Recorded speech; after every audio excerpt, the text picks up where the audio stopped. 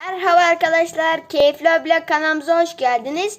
Bugünkü videomda sizlere uçaktan daha farklı bir şey göstereceğim.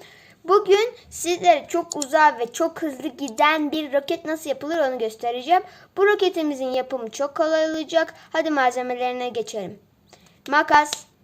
Evet, makasımız. Şimdi lastikler. İşte lastiklerimiz. Lastiklerden sadece 5 tane lazım olacak bu arada. Şimdi bir tane adet kağıt. Ve işte adet kağıdımız. Böyle.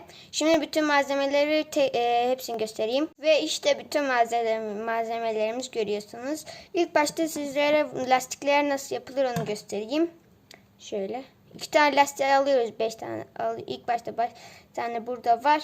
2 tanesini alıyorum. Şöyle içinden geçiriyorum.